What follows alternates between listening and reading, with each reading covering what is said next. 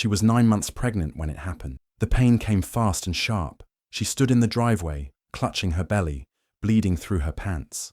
Something was wrong. She called out for Aaron, her husband, begging him to take her to the hospital. He stood there, arms crossed, looking annoyed. "Take your drama somewhere else," he said. She couldn't believe it. After everything she had given him, after all the years they spent together, he turned his back on her in her worst moment. Behind him, a woman stood by the window, his new girlfriend. She didn't say a word, just stared with cold eyes while the pregnant woman cried and begged. She asked her for help, but the woman looked away without emotion. There was no one else to call.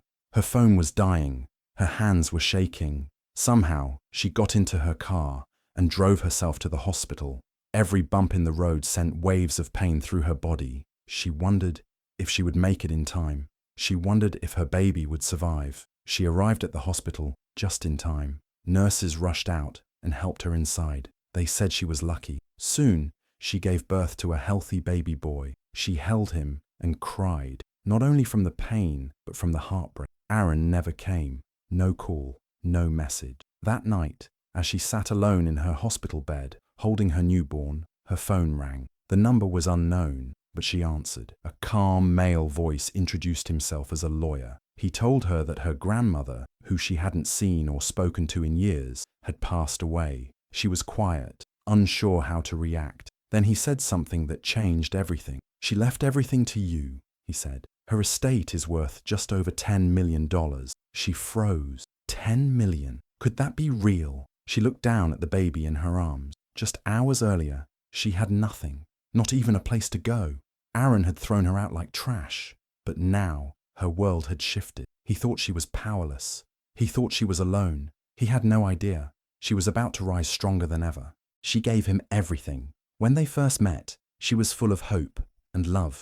He wanted to be a lawyer, and she believed in him. She worked 2 jobs, waitressing during the day and cleaning offices at night, just to support him through law school. She put her own dreams on hold so he could chase his. While other couples were going on dates or buying houses, she was scraping together rent and groceries so he wouldn't have to worry. Every late night, every unpaid bill, every broken promise, she told herself it was all for their future. When he finally graduated, she thought things would get better. Instead, he changed. The love he once showed her faded. He started coming home late. He stopped talking to her. When she asked what was wrong, he rolled his eyes or snapped at her. She blamed the stress of his new job, the long hours, the pressure. But deep down, she felt it. He was slipping away. Then she got pregnant. At first, he pretended to be happy. He told her they'd make it work. But once her belly started to show, his coldness turned into cruelty. He stopped touching her. He'd go out for hours and not say where he was. One night she found messages on his phone, texts to another woman. When she confronted him, he didn't even deny it. He told her she was crazy, paranoid, that she was too emotional because of the pregnancy. The emotional abuse got worse. He mocked her appearance, called her lazy, acted like she was a burden. She cried herself to sleep most nights, whispering to the baby in her belly that things would be different, that she'd protect him. Then came the final blow. Just weeks before the baby was due, he filed a restraining order. He told the court she was unstable, dangerous, that she yelled and threatened him. None of it was true, but he knew what he was doing. He wanted her out of the house. He wanted to control everything. She showed up to court alone, humiliated, with swollen ankles and a broken heart. He brought a lawyer. He smirked while she sobbed. In the end, he got the house. He told her to leave. No money, no support, no apology, just cold silence and locked doors. Now, she sat in the hospital room, alone except for the baby sleeping in her arms. The glow of the monitor hummed beside her. Her body ached, but her mind was racing. She opened her phone and read the lawyer's message again. $10 million. Inherited just in time. She looked at her son and whispered, "He took everything from us, but he has no idea what's coming." In just 2 days, her world flipped. From being thrown out onto the street with nothing but a hospital bag and her newborn son, she became an heiress with $10 million in her bank account. The first thing she did was secure a new home, a luxury penthouse overlooking the city skyline, quiet, private, and far away from anyone who used to know her. No more sleeping on hospital chairs or begging for space on a friend's couch. She had a safe place now, and her son had everything he needed. She didn't rush. Every step she took was careful. She hired the best legal team in the state, people who specialized in high-conflict divorce, hidden assets, and corporate law. Her lawyers didn't just work cases. They destroyed opponents. She gave them every detail she had on Aaron: the cheating, the restraining order, lies, the hidden money. They started building her case in silence. Aaron, meanwhile, had no idea. He thought she was broke, couch surfing, probably begging for formula and rent. She knew him well. He was arrogant enough to think she couldn't survive without him. That made her smile. She wasn't just surviving, she was planning. She moved to a nearby city and set up a new identity. Not a fake name, but a new business front, new address, new look. But she kept her last name. It would matter later. She began investing quietly in small tech companies and startups, the kind of places where innovation was high and attention was low. She didn't post anything online, no photos, no updates, just a ghost with a growing empire. Weeks passed, and she got better at playing the long game. Motherhood gave her strength. Her lawyers kept her updated. Her financial advisors handled her money. And then, one day, a business proposal landed in her inbox. A startup was looking for funding. It was a clean pitch, well-designed, promising potential returns. She scrolled through the documents, half distracted, until she saw the name: Aaron. His name was right there in the team section. He was trying to raise money for a tech idea with a few partners. He had no idea who the email was going to. No idea that the woman he left bleeding in a driveway now had the power to decide his future. She smiled to herself. The game had just begun. She bought the company without blinking. The tech startup Aaron was pitching belonged to a small but promising firm, and one of the lead employees listed was Cassandra, his new wife, the same woman who had watched her bleed on the driveway and did nothing. Now Cassandra was working hard to climb the corporate ladder. She had no idea her new boss would be the very woman her husband abandoned. The deal went through quickly. Thanks to her inheritance and her sharp legal team, she gained a controlling interest in the company quietly. She made sure her name didn't raise flags. The employees only knew a new investor had come in. No one questioned much else. She scheduled her first visit for the next week, ready to step into her new role as silent partner turned CEO. When she arrived at the office, dressed in a sleek black suit and heels, Cassandra didn't recognize her. It had been nearly a year. Her hair was shorter, her posture stronger. The exhausted woman in hospital slippers was gone. In her place stood someone powerful, composed and patient. Cassandra approached her with a wide smile. "Welcome. You must be the new executive," she said cheerfully. "I'm Cassandra. If you need anything, sweetheart, I'm your girl." Sweetheart. The word made her want to laugh. Cassandra had no clue who she was speaking to. She nodded politely and thanked her, pretending not to know her. Over the next few days, she visited the office often, staying quiet and observant. Cassandra was the first to cozy up, offering coffee, compliments, and office gossip. "She's a hard worker," the staff said, but in private, Cassandra liked to complain. "My husband's useless," she said once, not knowing who was listening. "He can't hold a job. I'm the one paying bills. Sometimes I wonder why I married him." She listened silently, noting every word. Cassandra was painting herself as the struggling wife now, pretending she hadn't played a part in destroying another woman's life. But that was fine. She wasn't here for petty drama. She was here for the long game. Then came the day of the official board meeting.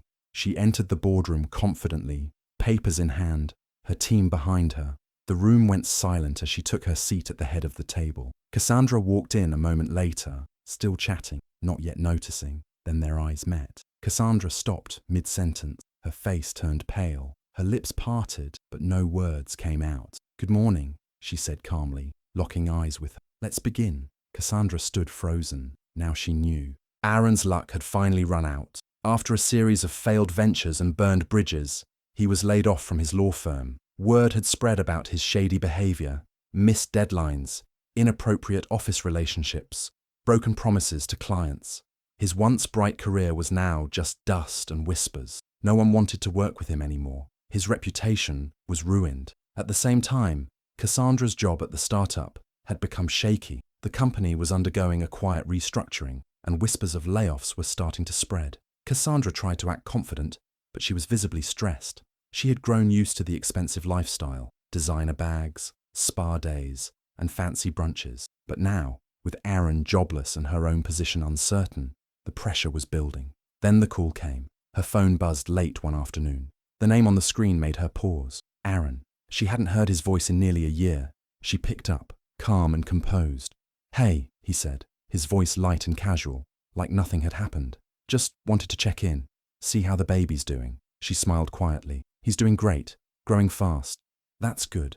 I've been thinking about you both," he said. "I know things ended rough." She let him talk. His words were clumsy, forced. He tried to sound concerned, but his tone gave him away. It wasn't about the baby. It was about money. "So listen," he said, after a long pause. "I've had a tough few months. Lost my job, got some bills piling up. I hate to ask, but any chance you could help me out a little, just until I'm back on my feet?" There it was. She played her part perfectly. She acted hesitant, even a little nervous. "I don't know, Aaron. I've got expenses too. Just a small loan," he said. "You always said you'd help me if I needed it." She nearly laughed. The same man who threw her out while she was in labor was now asking her for help, as if none of it ever happened. But she didn't show her anger. Not yet. "Okay," she said after a pause. "Maybe we could talk about it in person. Coffee?" "Sure," he said quickly, sounding relieved. "That sounds great. Same place as before?" "Yeah," she replied, her voice sweet, just like old times. After the call ended, she sat back and smiled to herself. He thought he was manipulating her. He thought she was still weak. But this time, she was the one setting the trap. She arrived early, dressed in a sharp navy suit and designer heels that clicked with every step. Her hair was done, her makeup soft but flawless, and her posture screamed confidence. She walked into the cafe like she owned it. And in many ways, she did. The old her, tired and broken, no longer existed. This woman was calm, powerful, and in full control. Aaron was already sitting at a table near the window, scrolling through his phone. He didn't look up right away. When he finally did, his eyes widened. He stood up awkwardly, caught off guard. "Wow," he said, trying to smile. "You look different." She smiled warmly, as if nothing had happened between them. "It's been a while." He sat down, still staring. "You look great. Seriously. Life must be treating you well." She nodded. "It is." He started rambling about how hard things had been, losing his job, struggling to find work, how Cassandra was stressed, how nothing was going right. He made it sound like he just needed a little help to get back on track. She nodded politely, pretending to listen, letting him think she still cared. As he talked, she dropped small hints, just enough to rattle him. "I've been investing," she said casually. "Some startups, a few properties. It's been busy." He blinked. "Wait, really? Since when?" "Oh, just over the past year," she replied with a smile. "Got some good advice from my lawyers. They're amazing." Aaron shifted in his seat. "Lawyers?" She sipped her coffee, still smiling. "Yeah, top tier. They're helping me with everything." He clearly didn't know what to say. The confident woman in front of him wasn't the one he remembered. She was composed, successful, untouchable. Finally, she reached into her purse and pulled out a check. She slid it across the table with a gentle push. He looked at it eagerly, but as he picked it up and read the numbers, his expression changed. The check was made out for exactly $1. He looked up, confused. She tilted her head. "That's what your support was worth," she said softly. "Have a good day, Aaron." Then she stood, her heels clicking again, and walked away, leaving him stunned, silent, and holding nothing but the weight of his choices. The next morning, Aaron tried to cash the check. He expected something, maybe not thousands, but at least a few hundred. Instead, the bank teller frowned and walked away with it. Minutes later, 2 men in suits came out and quietly asked him to step into a private room. His account had been flagged. The check, though real-looking, had bounced, intentionally. It was marked as suspicious, triggering a freeze on his already struggling finances. Meanwhile, Cassandra was having her own bad day. She'd been promised a promotion at the startup. She'd already hinted to friends and ordered new business cards. But when the official announcement came through email, her name was missing. Confused, she marched to HR, demanding answers. No one gave her a clear one, just that the decision had changed, and someone else was now leading the next phase of company growth. Then the memo went out. A company-wide email introduced the new CEO. It was simple and bold. signed by the board and copied to all staff. Her name was there, clear and proud. The woman Aaron had abandoned, the same one Cassandra had watched struggle and mocked behind her back. She wasn't just the silent investor anymore. She was the one in charge. The launch event was already scheduled, meant to celebrate a major product milestone. Most of the company was present, clients too. Aaron had tagged along with Cassandra, hoping to network. He kept close to her side, unsure if he was still welcome anywhere. He had no idea what was coming. When the music stopped and the lights dimmed, the host stepped up to the mic and introduced the new CEO. Everyone clapped, curious. Then she walked onto the stage, in a deep green dress that shimmered under the lights, heels clicking against the floor. She stood tall. The applause paused. People recognized her. Some whispered. Cassandra's face went white. Aaron froze completely. She smiled, calm and graceful. "Thank you for the warm welcome," she said into the mic. "I'm honored to lead a company with so much potential." Her eyes locked on Aaron and Cassandra, just for a moment. "To new beginnings," she said, lifting a champagne glass. But to her, the real toast was to revenge, and it tasted better than any champagne in the room. Aaron's downfall was complete. After the public humiliation at the launch event, he became a ghost in his own life. The frozen bank account, bounced check, and whispers around town made it impossible to find new work. His past clients ignored his calls. Former colleagues left his messages unread. He moved from blaming bad luck to blaming Cassandra, then eventually just sat in silence, bitter and defeated. Cassandra, however, wasn't silent for long. She stormed through the office in the days following the CEO reveal, trying to piece everything together. She asked questions no one would answer. Why hadn't anyone told her who the new CEO really was? Why had no one warned her? The final blow came when she checked the company's investor files herself. She saw the name she thought she'd erased from her life, and beside it, a photograph. The same woman she had watched cry in pain and drive herself to the hospital, now dressed in tailored suits and leading board meetings. She barged into the CEO's office without knocking, fury in her eyes. "You planned this," she hissed. "You set me up." The CEO didn't flinch. "No," she replied calmly. "You set yourself up. I just made sure you felt it." Cassandra broke down then. The mask of confidence cracked and fear rushed in. Her voice shook. "Please, I didn't know you'd be here. I didn't know this is who you'd become." She was offered a choice, one that tasted more like punishment than mercy. "Keep your job," the CEO said coolly, "but no more corner office. No more title. You'll report to someone new, someone who doesn't care how you feel." Cassandra's voice dropped to a whisper. "Please don't fire me. I need this job, and I needed help when I was bleeding on a driveway," she answered. "But you watched me suffer." The next week, Cassandra's demotion was made official. Her new title was Assistant Operations Liaison, and her new boss was a sharp, unsympathetic woman who ran her team with a cold grip.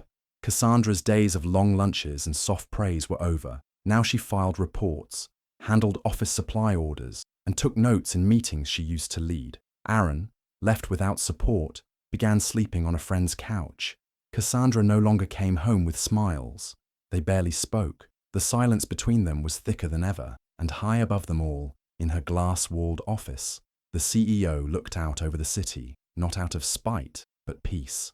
She didn't need to shout or punish. She just needed them to remember who they left behind. The ballroom glowed with soft lights and polished elegance as guests arrived in floor-length gowns and sharp tuxedos. It was the annual Women's Empowerment Gala, and this year it was hosted by her company. Her name was on the banners, the programs, and the lips of everyone in the room. She stood backstage, calm and poised. It wasn't nerves she felt, it was power. Years of pain, betrayal, and quiet rebuilding had brought her here. This moment wasn't about revenge anymore. It was about showing the world what a woman could become after being broken. When her name was announced, the applause was thunderous. She walked onto the stage in a silver gown, grace in every step. Her speech was ready, but she didn't look at the notes. She didn't need to. She began with a story, not all the details, just the truth that mattered. "A few years ago, I was left on a driveway while in labor, alone, no help, no kindness. I had to drive myself to the hospital. That day, I thought I lost everything, but it turns out I was just beginning." The room grew silent, hanging on every word. She spoke of resilience, of rebuilding, of choosing peace over bitterness. Her voice was steady, her message clear. She didn't name names, she didn't have to. Miles away, Aaron sat on a friend's old couch, watching the live stream on his phone. He hadn't meant to click it, but curiosity got the best of him. As she spoke, his expression twisted from surprise to regret. He knew exactly who she was talking about. Social media lit up. Clips of her speech spread like wildfire. Comments poured in. Praise, tears, admiration. And then came the questions. People remembered. Friends, old colleagues, even family members began to quietly unfriend, unfollow, disconnect from him. No one wanted to be associated with the man in her story. Back at the gala, she ended her speech with a long pause. Then she looked directly into the camera. "And I never looked back," she said, her voice soft but sure. Applause thundered again. She smiled, not out of pride but peace, because the best revenge was living beautifully and letting him watch every second of it. Aaron thought he had finally hit the lowest point in his life. No job, no respect, no savings. Cassandra barely spoke to him anymore, and the few friends he had left were slowly drifting away. Each day blurred into the next, quiet, cold, and full of regret. He believed the worst was behind him, until the letter came. It was thick, official-looking, and stamped with a law firm's name he vaguely recognized. He tore it open, eyes scanning the pages quickly. His heart dropped. He was being sued for back child support, alimony, and emotional damages. The amount was staggering, but worse than the money was what the letter symbolized. She wasn't done with him. Not yet. The story hit the internet within days. Somehow, someone leaked the court documents. Headlines popped up everywhere. Millionaire CEO sues ex for abandoning her during labor. Social media exploded with outrage and support for her. People dissected every detail, from the lawsuit's wording to old photos of Aaron looking smug and privileged. His name became a symbol of failure and cowardice. While Aaron panicked, unsure how to fight back, she stayed silent. She didn't need to argue. The truth was already working in her favor. Her lawyers, polished and powerful, handled everything with precision. She didn't even attend the first hearing. Instead, she stayed home in her peaceful mansion at the edge of the city. The place was quiet, filled with warm light and soft laughter. That afternoon, she walked through her sunlit hallway, holding her baby close. The child giggled in her arms, unaware of how far they'd come from the day she drove herself to the hospital in pain and alone. She stepped onto the balcony, sunlight pouring over her, and looked out at the city. She smiled at her baby and kissed the top of their head. "He thought it was over," she whispered softly. "But we're just getting started." The wind moved gently through the trees, as if agreeing with her. She didn't need revenge anymore. She had something far better: freedom, peace, and the future resting safely in her arms. Do you think Aaron got what he deserved? Or should she have just moved on and let karma do the work? Let me know what you think in the comments. I'd love to hear your take on it. And if you want more stories of betrayal, revenge, and powerful comebacks, don't forget to subscribe and hit that notification bell so you never miss a new one.